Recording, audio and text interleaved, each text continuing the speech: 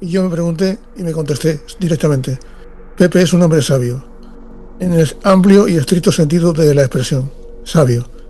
Y el que sabe merece ser consultado por los que no sabemos. ¿Qué vamos a hacer con el mundo, Pepe?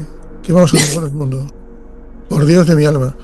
Yo pienso en 8.200 millones de personas y no sé cómo afrontarlo, porque muchos de ellos, una buena parte, van a pasar situaciones de pobreza y de hambruna. Y uno no sabe qué hacer. Si simplemente comentarlo como hacemos ahora o tomar parte activa. ¿Tú qué harías? Hombre, comentarlo para tomar conciencia, pero desde luego tomar parte activa.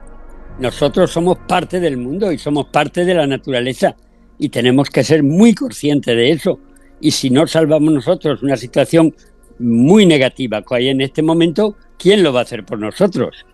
El pesimismo, yo diría que la situación en estos momentos, fíjate, es tan seria que no podemos permitirnos el lujo de ser pesimistas. Eso significa que hay que ver que hay posibilidades de cambiar las cosas para mejor, tanto en lo social como en lo medioambiental. Y tenemos que hacer todo lo posible poniendo de nuestra parte para cambiar eso, tanto a nivel individual como a nivel político. Y a nivel político, tanto como votantes como consumidores. Y si es preciso, salir a la calle. No te va mal precisamente tu trabajo y tu afición y tu vocación, porque algo de Quijote tienes, querido amigo. Pues tengo bastante, pero Don Quijote no podría existir si no hubiera existido Sancho. Sancho es el que le proporcionaba la comida y todo lo demás. Quiero decir, creo que tenemos que ser un poquito de Quijotes en la mente y en los ideales y un poquito de Sancho en la panza. Y si estás bien comido y bien bebido, vas a poder ser mucho más útil. No te imagino, pero con un leve esfuerzo sí lo haría, peleando en las mesas de despacho contra las multinacionales para que las semillas de trigo, arroz y maíz no acabaran patentadas y todo en un gran negocio. Todavía estamos salvando un poquito de esa dignidad del campo, ¿no? Yo creo que venimos del campo y el campo sigue siendo quien nos da de comer. Y está muy bien pensar en el salvar al oso panda y a la ballena, y por supuesto, son imprescindibles, pero no nos dan de comer. La diversidad del trigo, del maíz, del arroz, de las lentejas, de las judías, esa es la que nos da de comer y esa es la que es clave para que el ser humano sobreviva sobre el planeta, que no es lo mismo que sobreviva el planeta va a sobrevivir y no nos necesita para nada. Nosotros somos parte de la naturaleza, no al revés. La naturaleza no está a nuestro servicio, somos parte de la naturaleza. Y si vamos contra la naturaleza, los primeros que vamos a sufrir las consecuencias somos nosotros. Pero hay que fijarse, Pepe, que en un mes y pico de pandemia cerrada y de confinamiento, la naturaleza tomó posesión de lo que era suyo. Y se vieron animales que iban a llegar a las ciudades y se vio que se recuperaba parte de la fauna marina en un plazo de 2 meses aproximadamente, que la Tierra reclamaba su parte de la historia que le hemos arrebatado, ¿no? Querido amigo, si nosotros, vamos a ver, cuando nosotros tenemos un virus, reaccionamos defendiéndonos de él y afortunadamente se ha vencido prácticamente el COVID. Y la naturaleza, si nosotros nos comportamos como nos estamos comportando hoy, como un virus para la naturaleza, nos va a expulsar. Y es lógico. Y se va a quedar tan pancha. Debemos darnos cuenta que si el proceso evolutivo de la Tierra ha sido la Tierra aparece hace 5.000 millones de años. La vida sobre la Tierra aparece hace 3.000 millones de años. Y nosotros hemos aparecido pues hace un millón de años escaso. Quiere decir que si tú pones eso en un año, si la Tierra aparece el 1 de enero a primera hora de la mañana, el ser humano aparece el 31 de diciembre a las 12 menos 20 de la noche. ¿Quién coño somos? No somos nada ni nadie, somos una cosita pequeña. No podemos venir porque tengamos una tecnología capaz de alterar los equilibrios naturales. Si lo hacemos, somos los primeros en sufrir las consecuencias. Por lo tanto, tenemos que hacer todo lo que tengamos que hacer para ser felices, pero siempre, siempre, siempre en armonía con la naturaleza. Jamás contra la naturaleza. Eso de ir y conquistar la naturaleza es una chorrada y además es suicida. Pepe, tú sabes que te siguen mucha gente joven, mucha gente de la generación Z, muchos TikTokers te siguen muy atentamente. Cada vez que hemos subido algún corte, algún clip, algún comentario muy especial sobre ti, ha sido súper leído y súper seguido. Me llama mucho la atención. Pero también me llama la atención algo importante, y es que hay una ola que está haciendo mucho daño, una ola política que está haciendo daño y que viene de Estados Unidos. Curiosamente, de Estados Unidos, que es la primera potencia agrícola del mundo. Eso sí, no me equivoco. Depende de qué cultivo estemos hablando, pero en términos generales sí. Los que permiten salir adelante a una familia con cosas básicas, ¿no? Hombre, vamos a ver, quiero decir, cada país tiene una serie de cultivos en los que a lo mejor son los más productivos. Digamos que en Estados Unidos se pueden cultivar muchos cultivos básicos. Hay otros que, sin embargo, no se dan bien allí. Pero vamos, digamos que desde el punto de vista que tú dices, es una potencia agrícola importantísima. Y nosotros, ninguno de los dos, tenemos pinta de banqueros. Yo creo que tú acabas de venir de un viaje por Europa, de turista accidental, porque es profesor itinerante. La verdad es que luego te preguntamos sobre eso, pero la verdad es que es curioso que la gente no sabe que siempre ha habido una gran solidaridad entre los productores agrícolas para mantener sus cultivos, y se han aportado semillas. Y llevamos a ese tema. Tú eres banquero de semillas. ¿Cómo se te ocurre esa historia de crear bancos para guardar las semillas por si algún día, Pepe, ha pasado más de una vez, ha ocurrido? ¿Han servido? Hombre, claro, vamos a ver, yo te cuento para que se entienda la importancia que tiene. Y cuando hablamos de semillas, estamos hablando de las que se están perdiendo, que son las semillas tradicionales de los agricultores, aquellas que durante 1000 años de agricultura los agricultores y sus familias han ido seleccionando por sus características de adaptación al lugar donde las cultivan, por lo que se adaptaban a sus gustos, porque eran resistentes a las enfermedades de esos lugares, porque tenían también resistencia al frío, al calor, a la humedad, a la sequía que se daban en esas circunstancias. Y todo eso ha ocurrido a lo largo de 10.000 años, hasta principios del siglo pasado, no, hasta mediados del siglo pasado. A mediados del siglo pasado es cuando se empiezan a aparecer otra serie de variedades que se llaman variedades modernas, y que es verdad que producen más, pero para que produzcan más necesitas echarles muchos productos agroquímicos, pesticidas, insecticidas, etcétera, etcétera. Y entonces ahí empiezan, esa revolución verde que se produce era buena y santa, no tengo nada contra ella, pero cuando se la apropian un pequeño grupo de grandes multinacionales y priman el aumentar sus beneficios frente a que coma la humanidad o frente al interés de los agricultores, ahí lo hemos fastidiado todo. Y esto es lo que ocurrió. Y esto ocurrió en los años 60, 70 sobre todo. Y esa revolución, que empezó siendo una revolución verde, pasa a ser una revolución negra, que es la revolución del petróleo. Pues estaba basada en una serie de insumos que el agricultor antes no necesitaba. En ese periodo, estoy hablando de los años 60, 70, del año pasado, de los años 80, es cuando yo hago mi tesis doctoral sobre ese tema justamente. Primero en España hice una tesis, luego sobre el mismo tema también en Estados Unidos, la primera en agricultura, la segunda en genética, pero siempre sobre ese tema de la diversidad, lo que llamamos diversidad biológica agrícola. Esa diversidad de variedades, había cientos de miles de variedades adaptadas a cada condición locales, que de pronto en unas pocas décadas desaparece el 90 y tanto % de esa diversidad. Yo recuerdo cuando era niño y mi papá me decía: oye, Pepe, guarda esas semillas de tomate porque este tomate tiene un sabor delicioso, o guarda estas semillas de sandía porque es muy dulce, o guarda estas semillas de melón porque se conserva muy bien hasta Navidades. Y yo las guardaba, y esas eran las que sembrábamos. Entonces el proceso de selección era selección local, adaptada a nuestras necesidades. De pronto empieza todo este proceso de las nuevas variedades dependientes de agroquímicos y todos empezamos a comprarlas. ¿Qué ocurre con esas variedades tradicionales? Se empiezan a perder a una gran velocidad. Pero esto tiene sus consecuencias. Y mira, te cuento un caso para que veas hasta qué punto, incluso muy anterior, que es cuando en los años, a finales del siglo XVIII, en los años 1840, el 45, cuando llega la patata a Europa, la patata aquí no existía. Los colonizadores traen la patata y traen un puñado de patata. Y esto se extiende muy rápidamente por Europa. ¡Uy, qué buenas están las patatas y tal! Pero claro, no había diversidad. Lo que habían traído es un puñadito pequeño de patatas, todas iguales. Redonditas por fuera, blanca amarillenta por dentro, etcétera. Cuando en 1842 aparece una enfermedad de las patatas, que es el Phytophthora infestan, es un hongo, todas las patatas europeas mueren, todas. Europa se alarma y no encuentra ningún pesticida, insecticida, no encuentra nada para combatir aquella enfermedad. Y alguien tuvo la felicidad de decir, oye, ¿y si vamos a América Latina, a Perú, a Bolivia, a Ecuador, que es de donde viene la patata, no encontraremos allí esa resistencia? Y en efecto, cuando van allí encuentran, primero, que las patatas las hay de todos los colores, de todas las formas y de todos los tamaños, incluso con lunares.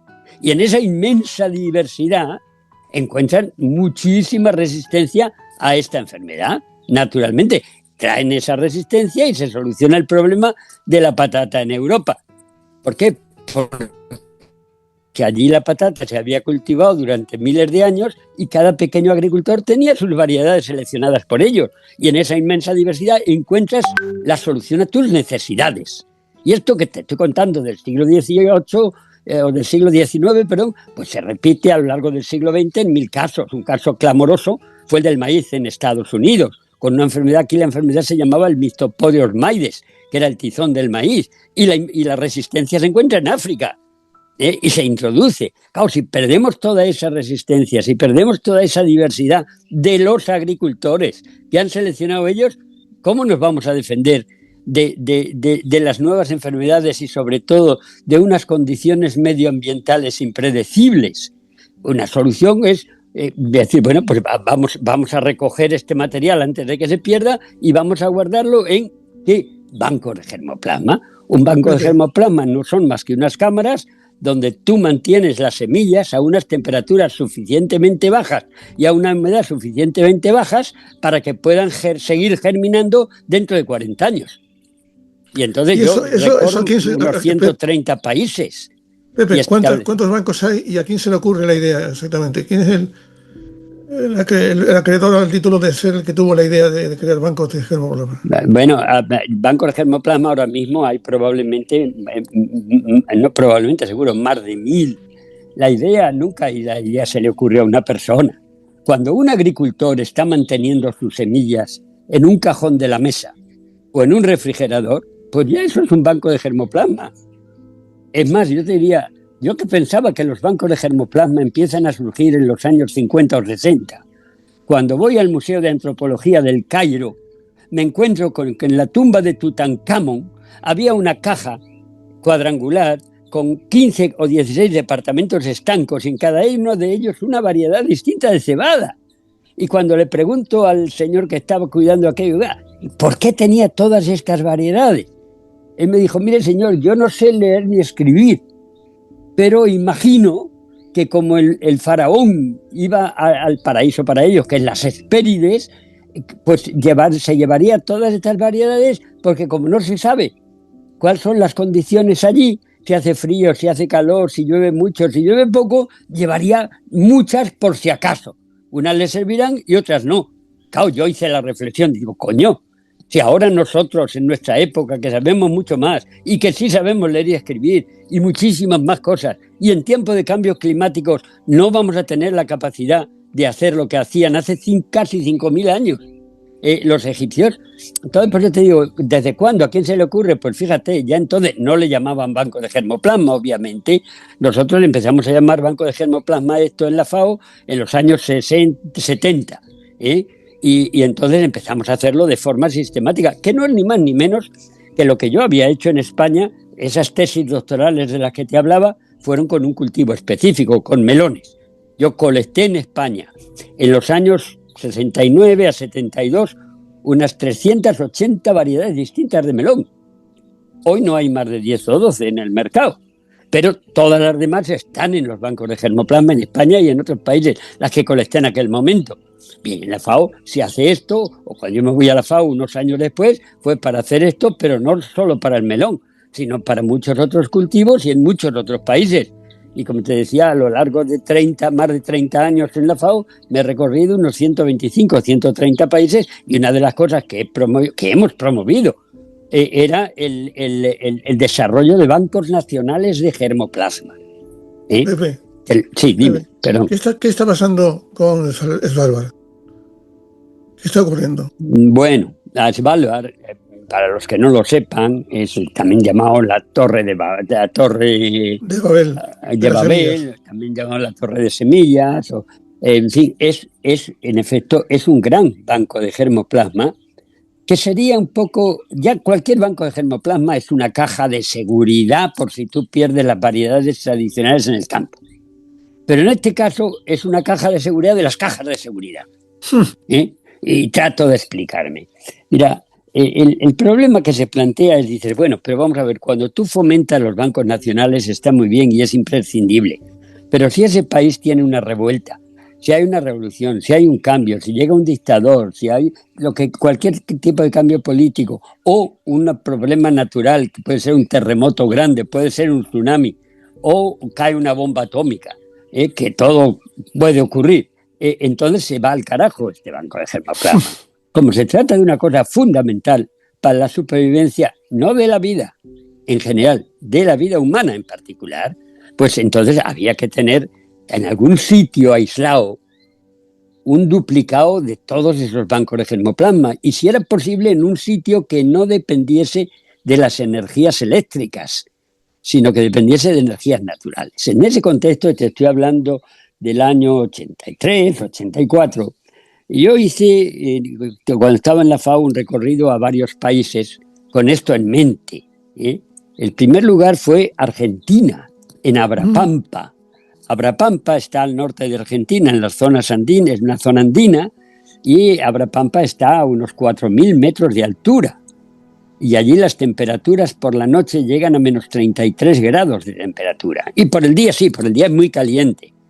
Pero entonces, ¿qué hacíamos? Vamos, la idea que se concibe ahí junto a gente de la Universidad de Salta fue: vamos a hacer un banco subterráneo de semillas. Las semillas van a estar abajo, por la noche se abre eso para recoger todas las frigorías, todo el frío de la noche, en unos cubiletes de agua con alcohol.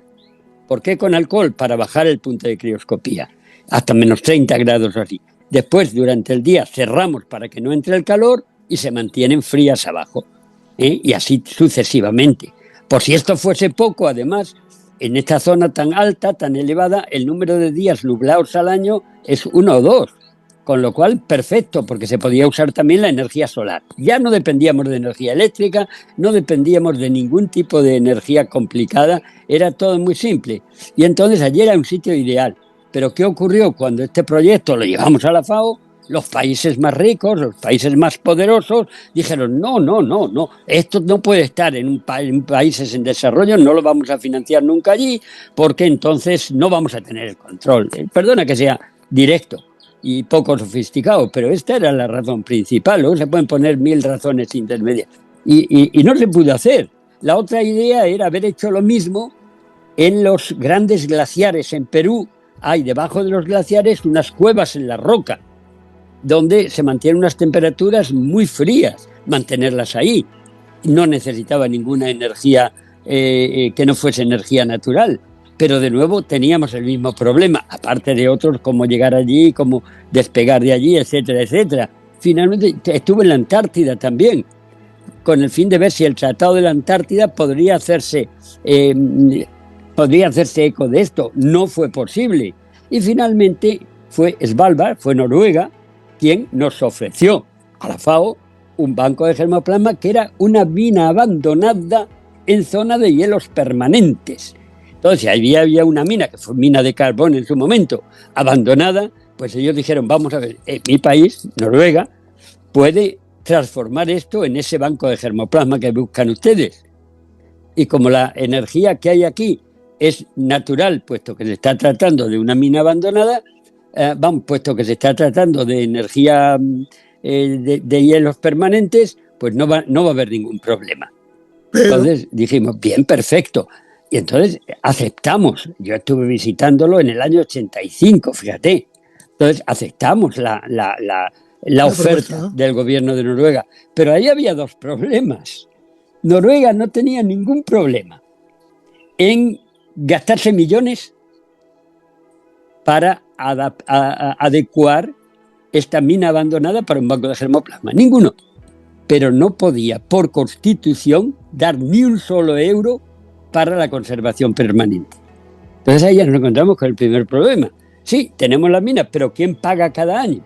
Porque son la inmensa mayoría de los países, y no todos, los que su constitución les impide compromisos permanentes, aunque sean pequeñas cantidades.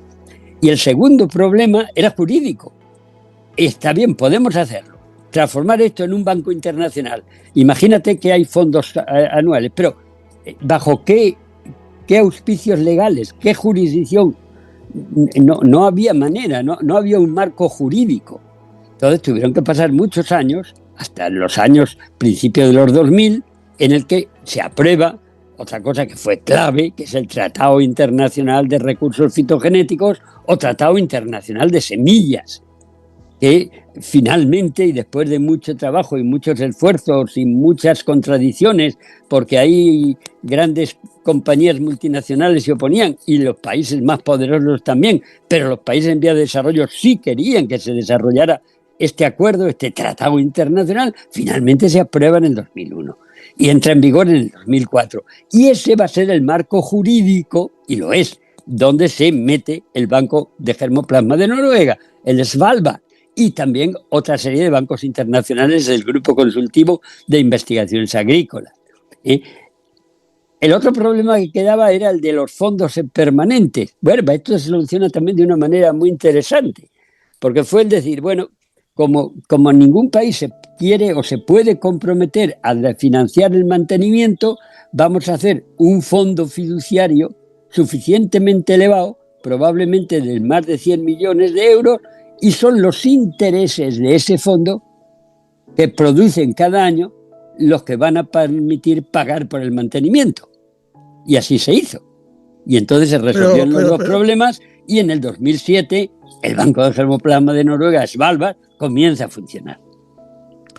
Pero ahora llega el señor Trump con los recortes de ayudas a la cooperación en proyectos solidarios, proyectos importantes. Bueno, aquí tenemos varias cosas que hacer. Y aquí hay que explicar esta historia, porque si se corta el grifo por parte de Estados Unidos suprime una red que aportaba a los bancos de semillas unas cantidades y de una forma permanente. Los agricultores no están involucrados en esta historia, ha sido el gobierno el que ha tomado la decisión, porque entre ellos siempre ha habido una aportación continua y permanente. Bueno, vamos a ver, Estados Unidos nunca ha sido un país fácil en este sentido. ¿Por qué? Estados Unidos ha considerado desde los años 80, cuando empezamos todas estas negociaciones y todas estas cuestiones, las negociaciones duraron 25 años en la FAO para llegar al tratado. Estados Unidos fue siempre un obstáculo, aunque luego lo ratificó, curiosamente, porque no tenía más remedio que hacerlo, porque si no, no podía seguir colectando semillas en los países pobres. Pero Estados Unidos desde el principio fue un obstáculo y lo sigue siendo. Y sobre todo cuando tienen a un republicano al mando, y un republicano tan inconsciente y tan irresponsable como el señor Trump, pues lo va a seguir haciendo. Ahora, ¿es imprescindible la contribución de Estados Unidos? No nos empeñemos en eso. Somos muchos otros países. Que Estados Unidos tiene más dinero, es verdad, pero no puede condicionar de ninguna manera. Además, sobre todo, que en este caso lo importante no es el dinero. Esas semillas valen mucho más que todo el dinero junto. Entonces, ahora preguntabas qué pasa con el Banco de Svalbard. Aquí hay otro problema aparte del económico. Ahora volvemos al económico, que es que el cambio climático, que era en aquella época imprevisible, ha ocurrido. Está ocurriendo delante de nuestros ojos, y esas nieves permanentes y esos hielos permanentes del Svalbard han dejado de ser tales y se han empezado a derretir, y ese banco de germoplasma ha llegado a encharcarse, y por lo tanto el decir ahora tenemos allí un banco maravilloso con energías no convencionales ya no es verdad. Ahora tiene que alimentarse de energía eléctrica, lo cual aquí tenemos otro problema, pero este es contra los elementos naturales. Cuidado, cambio climático que nosotros, los seres humanos, hemos provocado con nuestra irresponsabilidad. Pero, y a esto añádele el tema económico que tú decías. Sí. Pero ese tema económico, la contribución de Estados Unidos al Banco de Noruega probablemente no supone más de un 1, un 2 o un 5%, si tú quieres, de lo que otros países han contribuido a ese fondo cuyos intereses son los que lo mantienen. Por lo tanto, no, Estados Unidos no tienen la llave de nada, aunque quieren tenerla de todo. Pepe, una cosa que va a tener el control de muchas situaciones y de muchos acontecimientos y devenires en el mundo va a ser la inteligencia artificial. Yo he estado estos días, que estoy previo a la entrevista contigo, chequeando esto. Sabes que mi programa, por ejemplo, se hace con inteligencia artificial y un grupo de colaboradores activos, pero todo el tema de producción, diseño, todo lo llevo así. Sí. Y eso me lleva a establecer contacto con mucha gente que se dedica a esta historia. Y me dicen, Pepe, hay 2 asuntos muy importantes que va a salir la inteligencia artificial. Para el tema médico, o la capacidad de aunar miles y millones de ensayos clínicos para tomar decisiones los médicos y todo lo que se puede avanzar y predecir, pero la agricultura, si lo saben hacer, todavía está todo por hacer en cuanto a la predicción. ¿Qué crees tú que pueda servir la inteligencia artificial para la agricultura? Vamos a ver, yo te digo lo que decía Cicerón hace más de 2000 años. La agricultura es la profesión propia del sabio, la más adecuada al sencillo y la profesión más digna para todo hombre libre. Por lo tanto, no se trata de hacer una agricultura idéntica en todas partes del mundo, como desgraciadamente en estos momentos se está intentando hacer. Por eso estamos produciendo mucho más de lo necesario, 60% más de lo necesario para nutrir a la humanidad, pero sin embargo pasan hambre 800 millones de personas. Mueren de hambre al año 17 millones de personas. Solamente en Europa 89 millones de personas. Esto y solamente, no sé, es un poco absurdo esta situación. Yo creo que ahí la solución está siempre en la agricultura familiar y el pequeño agricultor. En un estudio realizado por la FAO hace 10 o 12 años, lo que se estudió no es qué agricultura produce más, sino qué agricultura alimenta a la humanidad, qué agricultura de lo que llega a la boca del consumidor, no lo que se pierde en el camino, no lo que se tira en el camino, sino lo que llega a la boca del consumidor, de qué tipo de agricultura procede. Y curiosamente, casi el 80% de lo que llega a la boca del consumidor no viene de ese tipo de agricultura industrial, del que probablemente está hablando la inteligencia artificial, sino que viene del pequeño agricultor y la agricultura familiar, y es la agricultura local. Y es la que te impide no ser vulnerable a que haya una guerra en Ucrania y suba el precio del trigo allí y en el mundo porque hay una guerra en Ucrania. Si tú lo produces en España, si tú lo produces en Andalucía, en Galicia, en Cataluña, no dependes de Ucrania. Yo creo que ahí la soberanía nacional, la producción de alimentos, la soberanía alimentaria es absolutamente crucial. No debemos depender de los demás. Y ojalá que la inteligencia artificial se dé cuenta de eso y nos guíe en esa dirección. El futuro de la humanidad, el pasado fue la agricultura familiar y el futuro está en esa agricultura familiar, usando naturalmente las nuevas tecnologías, en sinergia con las nuevas tecnologías, lo que tú quieras, pero es la sinergia entre los conocimientos tradicionales de nuestros ancestros y las nuevas tecnologías los que nos va a permitir resolver los problemas. Eso por una parte. Por otra parte, y volviendo a la inteligencia artificial, tú me hablabas también de los médicos. ¿Sí? Hace poco me preguntaba un amigo, Pepe, ¿tú crees que los médicos pueden ser sustituidos por inteligencia artificial? No, pero lo que pueden usar son los datos de la inteligencia artificial, la rapidez en procesar los datos para emitir un diagnóstico. Para mí la respuesta es, la inteligencia artificial no va a sustituir a los médicos ni a los agricultores. Pero los médicos, los agricultores y los profesionales que sepan utilizar a su servicio y a nuestro servicio la inteligencia artificial, sí que pueden sustituir a los que no tengan los conocimientos necesarios para usarla.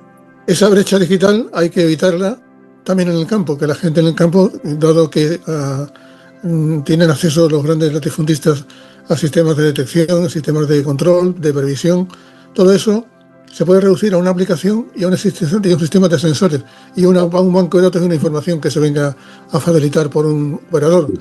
Es decir, sí, no al mismo nivel que una gran... hecho, pero bueno, yo creo que... ya se está haciendo en muchos sitios. ¿Sí? Sí, vamos, que estoy completamente de acuerdo y se está haciendo en muchos sitios. La prevención y el también tener los cálculos meteorológicos necesarios para ver lo que puede ocurrir, el saber que una plaga X ha empezado a ir de un lugar a otro determinado, que los vientos acompañan en esta dirección, todo eso es crucial y eso no se podría saber sin la inteligencia artificial, sin los satélites artificiales, sin una serie de instrumentos muy útiles, como instrumentos, nunca como objetivo ni finalidad. Ahora, la ética, la dirección en la que queremos el desarrollo tienen que proceder siempre del ser humano y en este caso de los agricultores. Esta canción está dedicada a Pepe Esquinas, un hombre sabio. Son frases de Tagore. Déjame solo un poco de mí mismo para que pueda llamarte mi todo. El gorrión siente lástima por el pavo real y la carga de su cola. Cruzamos el infinito a cada paso, nos encontramos con la eternidad en cada segundo. La muerte es parte de cada día. 4. La pequeña sabiduría es como el agua en un vaso, clara, transparente, pura. La gran sabiduría es como el agua en el mar, oscura, misteriosa, impenetrable. En las pequeñas cosas está lo bello de la vida. Quizás te interese. Convertido un árbol en leña y podrá arder para vosotros, pero ya no producirá flores ni frutos. Con esta frase Tagore señala la importancia de cuidar al ambiente. Sé bendito aquel cuya fama no hace palidecer el brillo de la verdad. Nunca dejes que los triunfos sequen tus ojos y calle tu conciencia. 7 sonrió y me habló de nada. Y me pareció que para esto había estado esperando mucho tiempo. Hay que buscar un momento para hablar con uno mismo.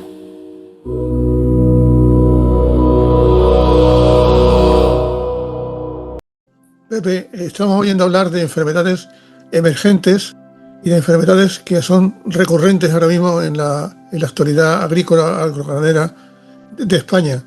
Y estamos viendo sacrificios masivos de animales, de gallinas, en fin, la gripe aviar. ¿Qué le está pasando al planeta, a la naturaleza? Pues mira, esas pandemias han existido siempre en la humanidad. Y esto lo dirá mucho. Siempre ha ocurrido, sí, pero nunca con la frecuencia que está ocurriendo hoy. Hoy hemos roto los equilibrios naturales, los equilibrios ecológicos del planeta. Se han perdido miles y miles de especies. Al perderse esas especies se pierden los escalones que mantenían en equilibrio dinámico a la propia naturaleza. Y entonces eso crea un caos de alguna manera. Eso hace que muchas enfermedades que estaban recónditas en medio de la selva lleguen a nosotros. Por otra parte, hemos aumentado la cantidad de viajes de un lugar a otro y lo que antes hubiera sido simplemente una epidemia localizada en un lugar localizado, hoy es una pandemia a nivel mundial. Entonces tenemos que ser conscientes de eso y de alguna manera, naturalmente, combatirla con los medios que tengamos. Y el hecho del aislamiento, etcétera, las medidas que se están tomando en España en estos momentos para controlar la peste porcina, que además parece que la que se ha producido en nuestro país no es la tradicional, sino que es una que nace de un laboratorio. Hay que tener mucho cuidado con esto y controlar mucho más los laboratorios. Pues las medidas que se están tomando, repito, para controlar son buenas, y lo mismo con respecto a las aves de corral. Se está haciendo bien en intentar controlarlo. Pero la causa siempre está en el desbarajuste, en la ruptura de los equilibrios naturales creados por el propio ser humano, hoy más que nunca. Dime. Pepe, una etapa de mi vida que yo siempre agradeceré a los buenos amigos que me pusieron en ese sitio fue trabajar en el Ministerio de Agricultura, Pesca y Alimentación 3 años. Ajá. Y ahí me permitió afrontar, que yo no sé si tú lo sabías, precisamente un asunto muy, muy importante, que fue el mal de las vacas locas. Fue el despropósito de los ganaderos y de las empresas británicas que dieron de comer despojos de animales directamente a los animales. Y aquello me causó una enorme impresión, fundamentalmente porque hemos dejado pendiente algo. No sabemos cuánta gente se está muriendo del mal de Creutzfeldt-Jakob.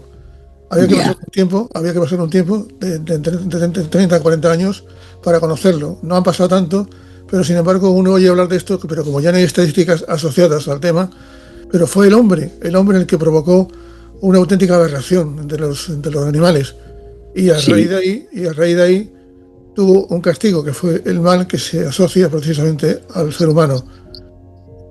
¿Por qué ya no se habla de esta historia, Pepe? ¿Por qué? Porque bueno, vamos a ver. No, me parece muy importante y en efecto, cuando se va contra natura, pues la natura reacciona. Y en este caso, cuando tú le estás dando de comer a los animales, otros animales que son vegetarianos, no lo olvides, le están dando otros animales que incluso son el cerebro de esos animales, pues lógicamente eso va contra natura y las enfermedades se van a transmitir unas que antes no se transmitían, o al menos no se transmitían a esa velocidad.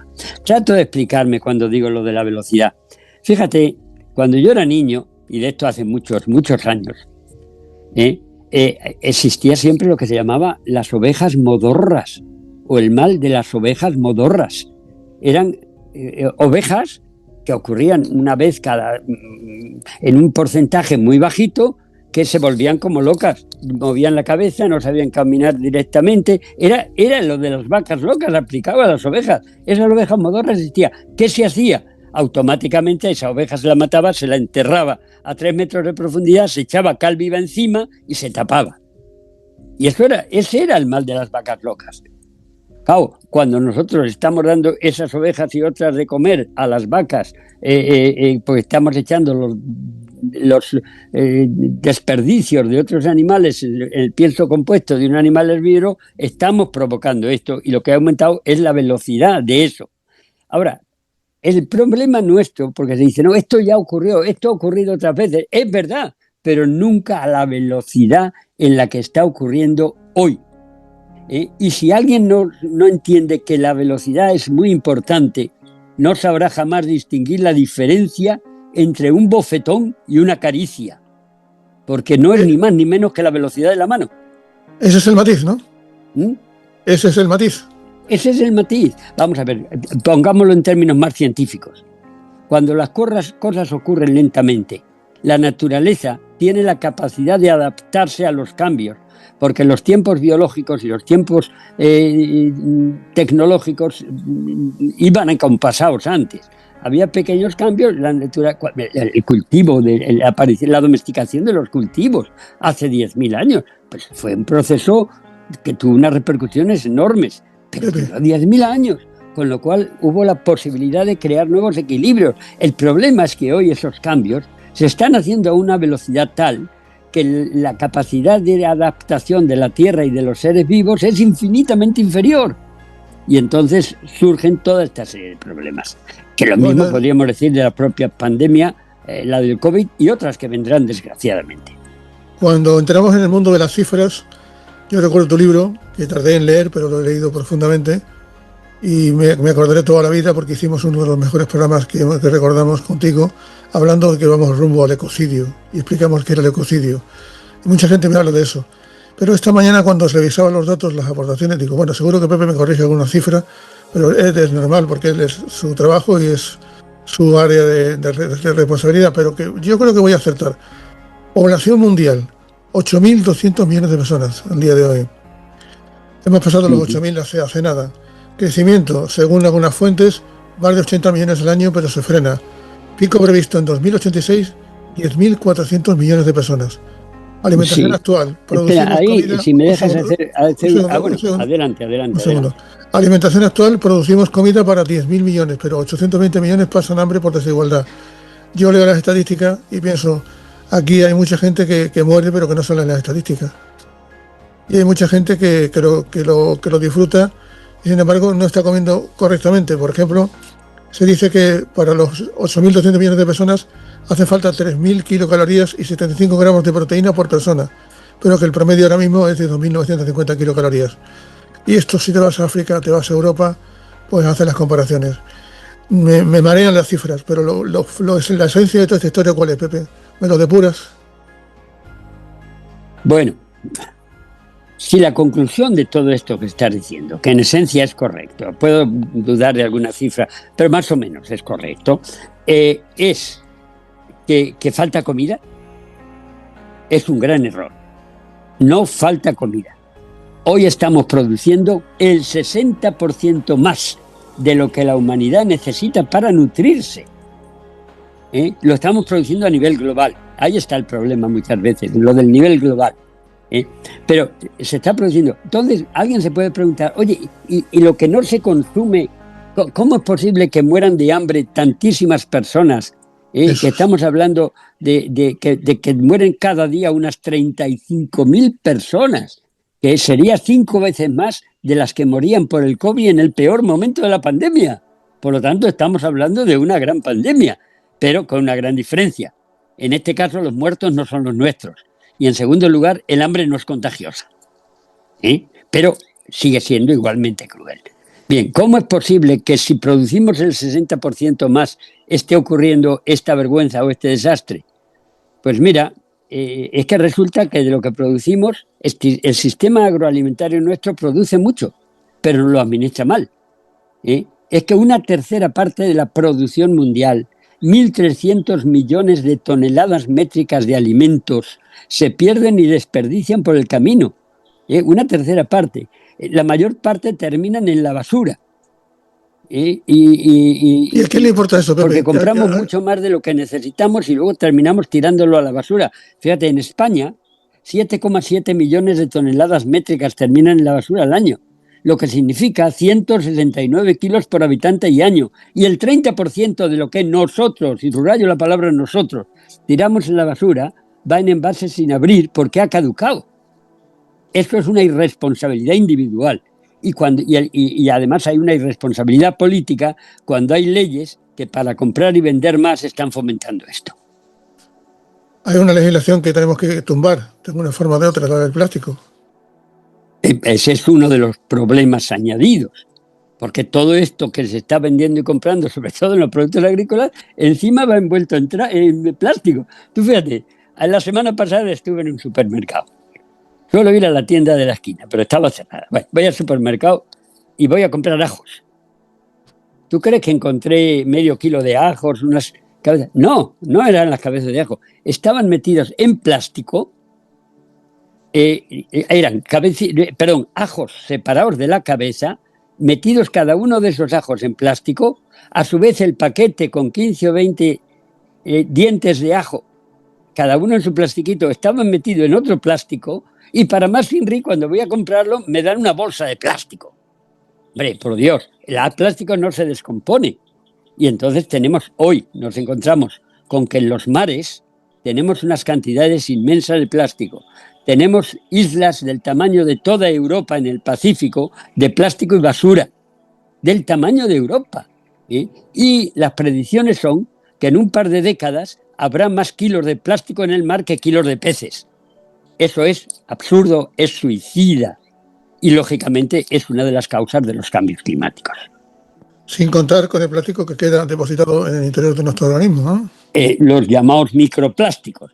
Claro, se van desgastando, el plástico no desaparece, pero sí que se rompen pedacitos cada vez más pequeños y esos pedacitos de plástico ya se han encontrado en el corazón humano, en los testículos humanos, en el cerebro humano.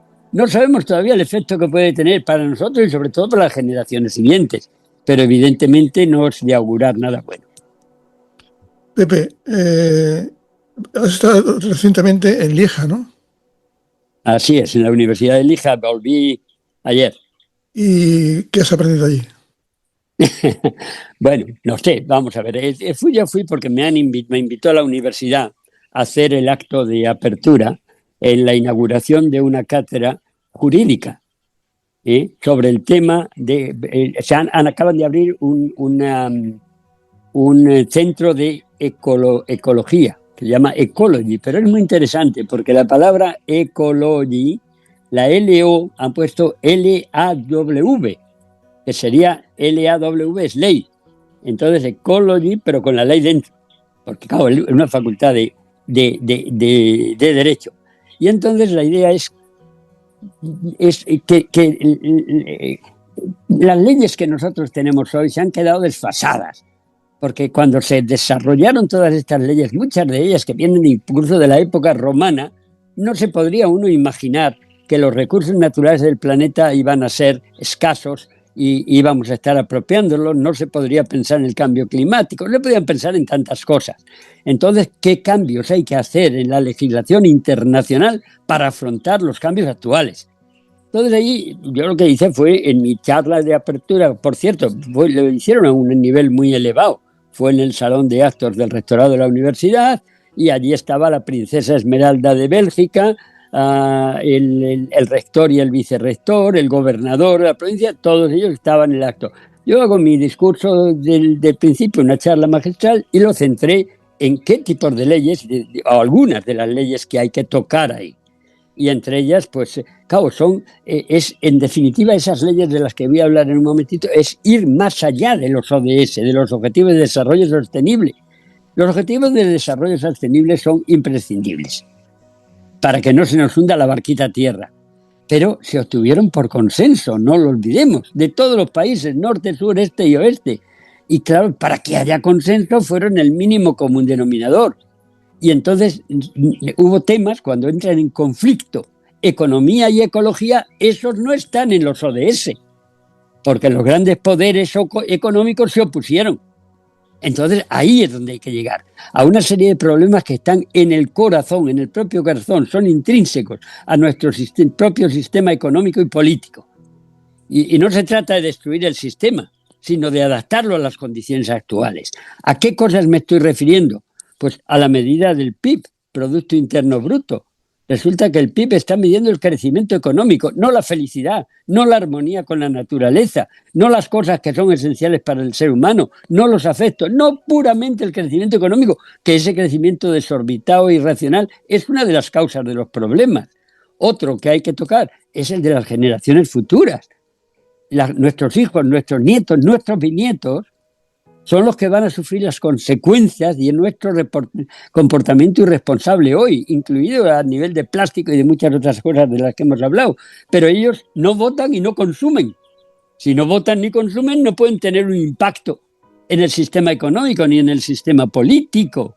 Ahí se hace imprescindible el que exista una legislatura intergeneracional, un sistema jurídico intergeneracional, y que existan los derechos de las generaciones futuras, y que exista en todos los parlamentos y en todos los órganos representativos un defensor, un ombudsman de las generaciones futuras, el Pepito Grillo, que cuando se vaya a aprobar una ley se va a levantar para decir cómo va a afectar esa ley a las generaciones futuras, para bien o para mal, y al menos que los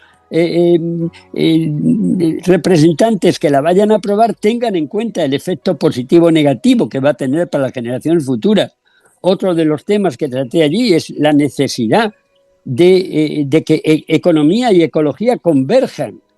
Fíjate que la palabra economía y la palabra ecología en griego significan exactamente lo mismo, la gestión de la casa pequeña, pero también de la casa grande. Aristóteles lo usa en ese sentido. Y sin embargo, nosotros al final hemos terminado con una economía que es simplemente economía bursátil, que no tiene nada que ver con la gestión de la casa, incluso que es contraria a esa gestión de la casa-tierra. Y hemos tenido que inventar el siglo pasado la palabra ecología para sustituirla, que significa lo mismo, repito.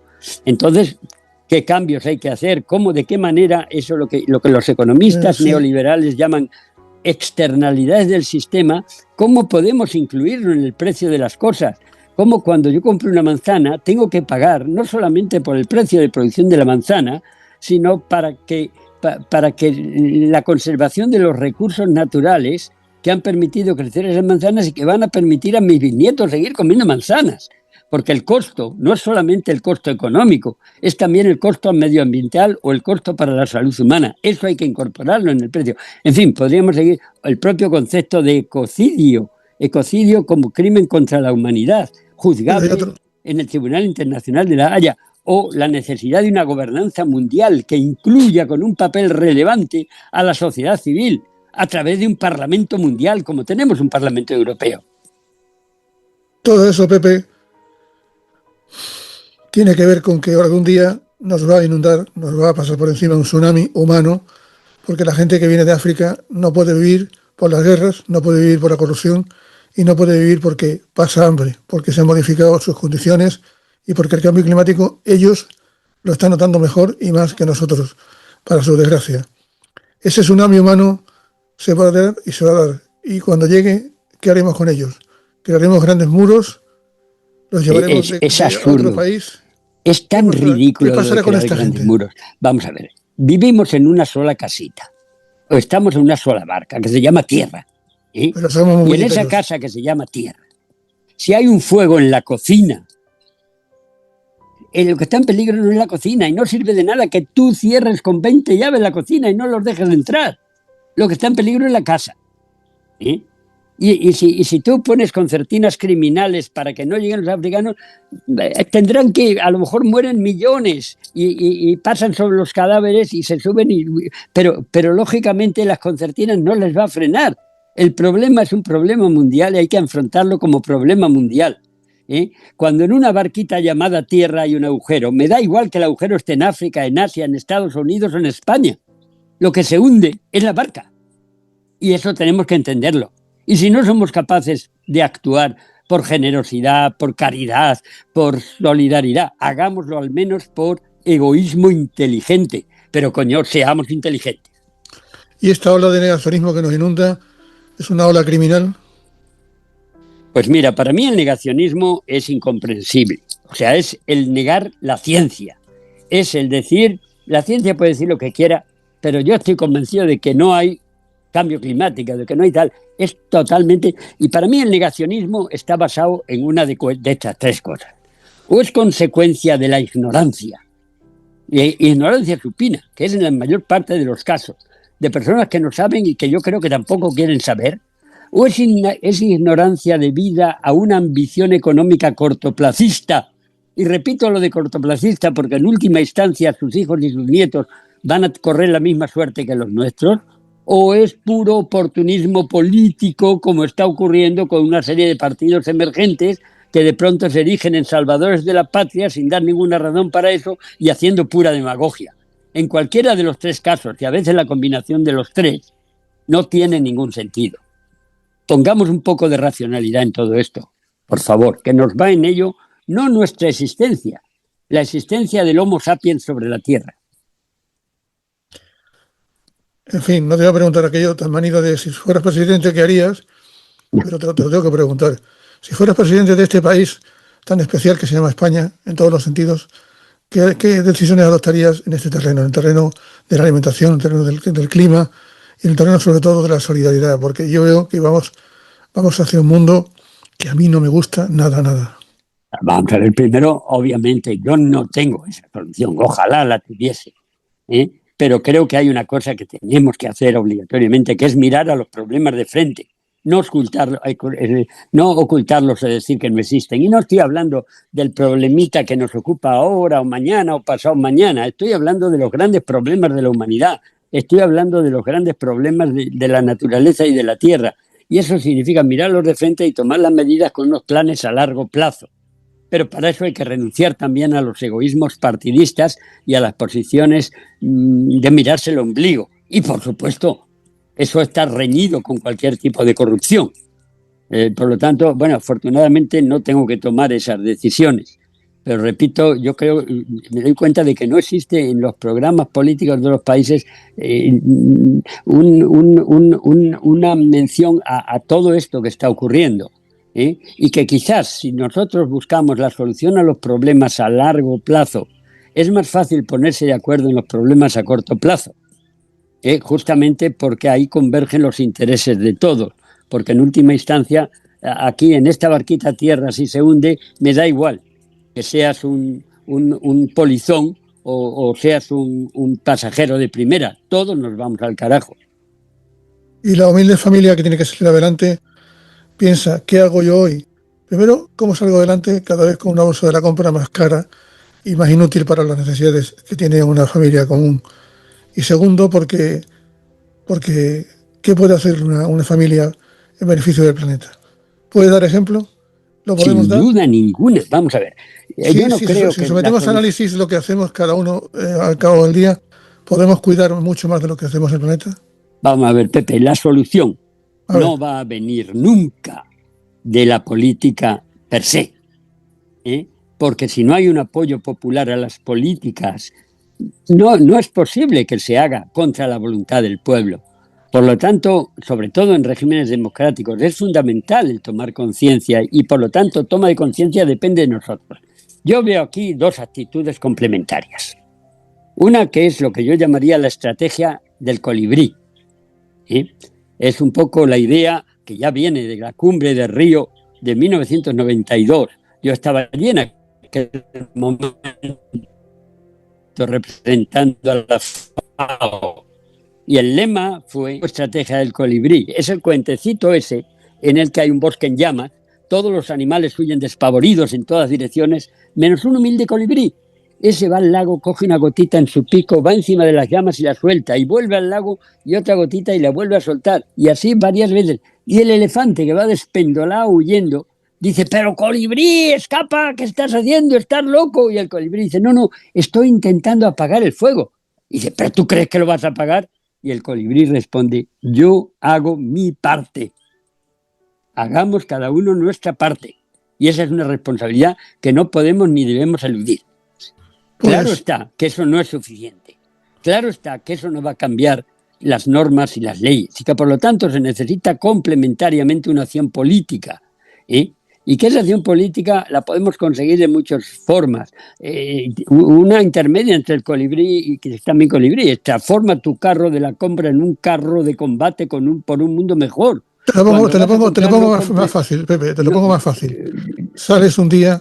Espera, déjame hacer el argumento porque quiero complementarlo del colibrí con el mosquito. O apúntatela y luego me dices. Pero tú cuando vas a comprar tienes que comprar lo que necesitas, no más de lo que necesitas, que no se te acumule en la nevera y luego tienes que tirarlo porque ha caducado. No tiene ningún sentido. Eso es estrategia del colibrí. ¿Es suficiente con eso? Repito, no lo es, porque eso no me va a permitir cambiar las leyes. Pero para poder cambiar una ley necesito que el gobierno lo haga. Ahora, yo te voy a comentar una anécdota para que veas hasta qué punto la opinión personal y la conciencia personal es imprescindible para que los gobiernos hagan su labor. En el año 92, de nuevo, en la cumbre de Río, hubo otra cosa importante que se acuerda en la llamada Agenda 21, que es el que contamina, paga. Dicho de otra manera, el que contamina el medio ambiente tiene que reponer los daños realizados. Y eso va a repercutir en el precio probablemente de los consumidores, pero tiene que reponerlo. No puede ignorar los daños realizados porque si no está tirando la basura a sus hijos, ¿vale? Y entonces se aprueba aquello y se pide a todos los países del mundo que elaboren normas para que el que contamine pague. ¿Sabes cuál fue el primer país del mundo que desarrolla ese tipo de ley? Holanda, 2 meses después, estábamos hablando de mediados de junio del 92. Bien, en el mes de septiembre, Holanda ya tiene en el Parlamento, el gobierno, que entonces era un gobierno laborista, una ley que se llama el que contamina paga. ¿Tú crees que pasó esa ley? No solo no pasó, sino que como consecuencia de ella cayó el gobierno. Un gobierno no puede ir más allá de lo que su pueblo le pide, porque si no hay conciencia popular de eso, el gobierno cae. Y cuando yo muchas veces en la FAO y en otros lugares he alertado a algún ministro, he dicho, se ha establecido una buena confianza, digo, sí, pero es que pasa esto, incluso en España. Mira, es que había que elaborar esta ley, Dice Pepe, estoy completamente de acuerdo, pero sal a la calle y dilo, y que la gente me lo exija. Eso es el elemento. Y por lo tanto, aquí yo diría que la estrategia complementaria a la del colibrí es la estrategia del mosquito. Hay quien dice o quien cree que es tan pequeño que nunca puede tener un impacto en la sociedad. Yo te puedo decir que esa persona no ha dormido nunca con un mosquito en su habitación. Y bien, tenemos que ser mosquitos, si es preciso, moscas cojoneras. Tenemos que impedir que duerma quien no nos deja vivir. Tenemos que ejercer esa presión popular. Yo sé que muchos me llamarán utópico, pero como decía don Miguel Unamuno, una utopía, cuando 5 personas creen que una utopía es posible, ya no es una utopía, es una posibilidad. Entonces hay que soñar y hay que luchar por esas utopías. Mira, utopía era pues abolir la esclavitud hace 3 siglos. Y hoy afortunadamente se ha abolido, al menos teóricamente. Utopía era el pensar que iba a haber leyes no discriminatorias entre negros y blancos en Estados Unidos. Y gracias a un señor que fue Luther Martin King, hoy no las hay. Repito, al menos formalmente. Utopía era pensar que se podía acabar con el apartheid. Y gracias a un presidente que se llamó Mandela, pues estuvo en la cárcel. Él era utópico, estuvo en la cárcel, pero al final no solo se abolió, sino que él fue el presidente del país. Utopía era la libertad y la independencia de la India, hasta que Gandhi, descalzo y humildemente, exige a través de una rebelión que era humilde y sin armas de ningún tipo, pidiendo la desobediencia civil, la consigue. Y por eso yo creo que esa gente actúa como mosquitos, revolviendo la conciencia nacional. Y hoy, en el caso de cambios climáticos, tenemos personas tan admirables como la Greta Thunberg, una niña que con 15 años se manifiesta en el Parlamento noruego, y que el primer día está sola, y la primera semana, después en vez de ella sola había 50, después 500, después 2000, y ahora es la lideresa de un movimiento mundial de millones de jóvenes entre 20 y 30 años que se manifiestan todos los viernes por el clima. Entonces, eso es compatible con lo de ser mosquito, actuar a nivel local, actuar a nivel individual, pero a su vez hacer las presiones políticas necesarias para que se tengan en cuenta. Y esto no es un tema de izquierdas o de derechas, esto es un tema de sobrevivencia de la humanidad. ¿Sabes, Pepe? Dime. Yo te voy a mandar un regalo antes de terminar la entrevista, porque quiero que el punto final lo pongas tú. Pero estos son los pájaros que me cantan a mí por el amanecer. Me alegro muchísimo y escúchalos con atención. Ahí los tienes.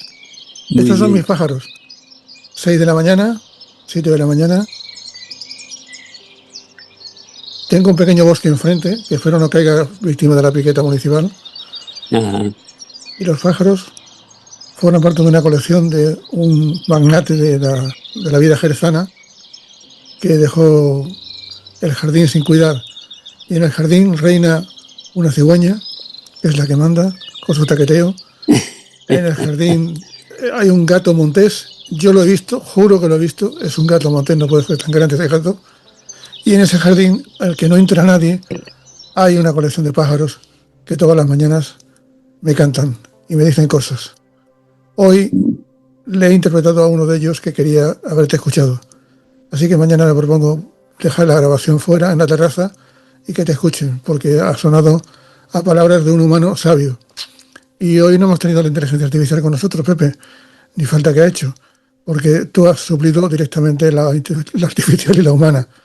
Pero eso, te decía, al final me encantaría que de alguna forma pues dijeras adiós con algo, con algún poema quizás, con alguna idea quizás poética, algo que nos permita vivir un poco con más alegría de lo que vivimos todos los días. Y contestarle a los pájaros, diré algo, los tuyos, primeros. Os saludo a los pájaros, me encantaría poder hablarles en su idioma, pero a lo mejor se asustaban de ver lo que los humanos estamos haciendo por ellos y por el futuro de ellos, que son, como nosotros, partes de esta cadena invisible, de esta red increíble que es la naturaleza. Y con respecto a cosas, y te podría decir un par de frases, que es de Gandhi, del que hemos hablado antes. Primero dice, la tierra tiene recursos suficientes para satisfacer las necesidades de todos, pero no la avaricia de algunos. Y hay otra frase de Gandhi, que va en el sentido del colibrí, que dice, sé tú el cambio que esperas ver en el mundo. Y para los eco-ansiosos o los pesimistas, que repito, yo creo que no, la situación es tan seria que no podemos permitirnos el lujo de ser pesimista. Recordarles una frase de un indio, Rabindranath Tagore, cuando dice, si lloras porque no ves el sol, las lágrimas te impedirán ver las estrellas. Hay muchas estrellas, hay que quitarse la venda de los ojos, pero hay que luchar para poder verlas. Y hay que luchar activamente, porque en ello va el porvenir de nuestros descendientes. Muchas gracias. Crack, clima raro que pasa. Y el 10, polarización como clima raro. Chef's Kiss, total. Clima raro en el planeta, clima raro en la humanidad. Clima raro, raro, humanidad. Clima raro, clima raro, despierta ya, que el mundo está en demencia. Clima raro, clima raro, clima raro, ¿qué pasa aquí? Clima raro, raro, raro, todo se sale del guión. Uno polos hierve, Amazonas suda, olas que no paran. ¿Quién resuelve? Dos huracanes mutan, categoría 5, dejan ruina, promesas vacías. 3 ríos se van, sequías eternas, agua como oro, sin gobierno fijo. 4 inundación flash, Nueva York ahogada, deforestación, culpa líderes callada. 5 abejas caen, corales mueren, cadena rota, ¿y quién las previene? 6 tormentas solar, satélites bailan, ciberguerra gana, planeta en cadena. 7 CO2 sube, París olvidado, net cero mintieron, océanos acidado. 8 nieve en abril, inviernos locos, datos selectos, negación de brochos. 9 volcanes estallan, ceniza en el aire, cultivos perdidos, monitoreo en quiebra. 10 polarización mata, es un clima raro, muy raro. Únete o quiebra, ¿y qué pasa con la Amazonía? ¡Clima raro!